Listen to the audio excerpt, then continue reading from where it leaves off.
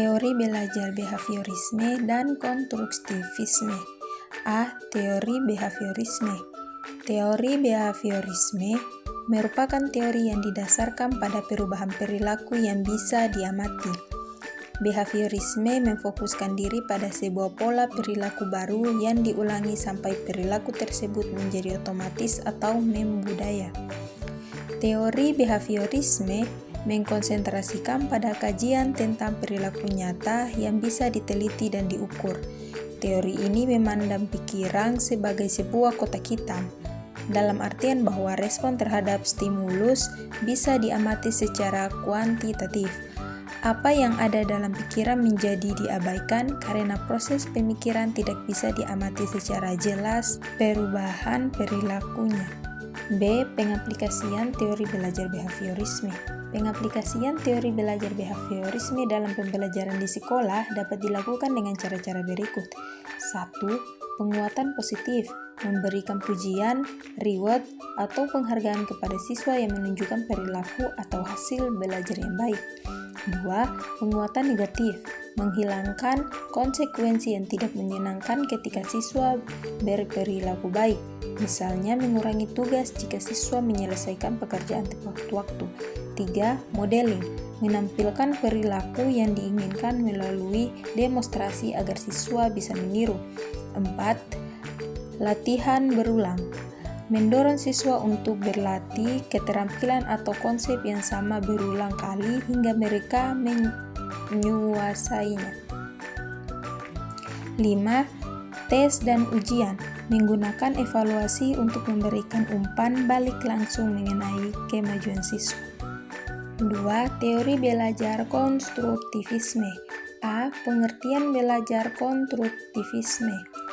Konstruktivisme berasal dari filsafat yang digagas oleh Mark Baldwin dan selanjutnya dikembangkan oleh Jean Piaget. Aliran filsafat konstruktivisme berangkat dari pemikiran epistemologi Giambattista Vico, yaitu Tuhan adalah pencipta alam semesta dan manusia adalah tuan dari ciptaannya. Vico dalam Wina Sejaya menyebutkan pengetahuan itu tidak lepas dari orang atau subjek yang tahu. Pengetahuan merupakan struktur konsep dari subjek yang mengamati. Hakikat pengetahuan dalam filsafat konstruktivisme mempengaruhi konsep tentang belajar, bahwa belajar bukanlah sekedar menghafal tetapi proses mengkonstruksi pengetahuan melalui pengalaman. Pengetahuan bukan semata hasil pemberian dari orang lain seperti guru, akan tetapi hasil dari proses mengkonstruksi yang dilakukan setiap individu. Pengetahuan hasil dari pemberitahuan tidak akan menjadi pengetahuan yang bermakna. Lebih lanjut, Piaget mengemukakan bahwa setiap anak sejak kecil sudah memiliki struktur kognitif yang kemudian dinamakan skema. Skema terbentuk karena pengalaman. Sebagai contoh, seorang anak bermain dengan kucing dan kelinci yang sama-sama berbulu putih. Karena keseringannya bermain, ia dapat menangkap perbedaan keduanya, yaitu kucing berkaki 4 sedangkan kelinci berkaki 2. Semakin dewasa anak, maka semakin sempurnalah skema yang dimilikinya. Proses penyempurnaan skema dilakukan melalui proses pengubah skema yang ada hingga terbentuk skema baru. Asimilasi maupun akomodasi terbentuk berkat pengalaman siswa.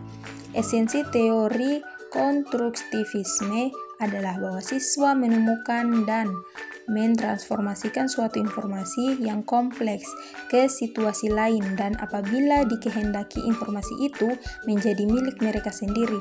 Dengan dasar ini, pembelajaran harus dikemas menjadi proses mengkonstruksi, bukan menerima pengetahuan semata.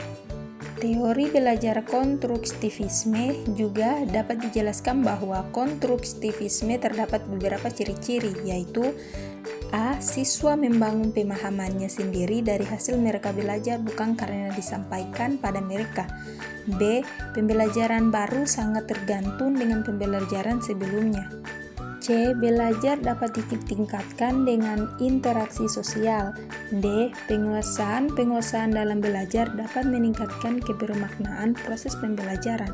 Dan E. Siswa membangun interpretasi personal terhadap dunia luar berdasarkan pengalaman individual dan interaksi. B. Pengaplikasian teori belajar konstruktivisme.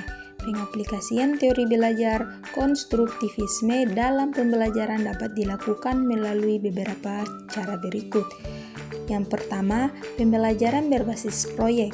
Siswa diberikan tugas proyek yang mendorong mereka untuk mengeksplorasi dan menciptakan suatu berdasarkan pengetahuan yang telah mereka pelajari. 2. Diskusi dan kolaborasi, mendorong siswa untuk berdiskusi dan bekerja sama dalam kelompok, sehingga mereka dapat saling berbagi perspektif dan membangun pemahaman bersama.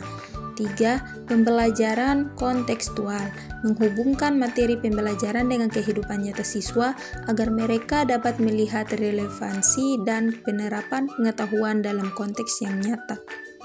4. Pertanyaan terbuka, menggunakan pertanyaan yang mendorong siswa untuk berpikir kritis dan merenungkan jawaban, alih-alih hanya menghafal informasi. 5.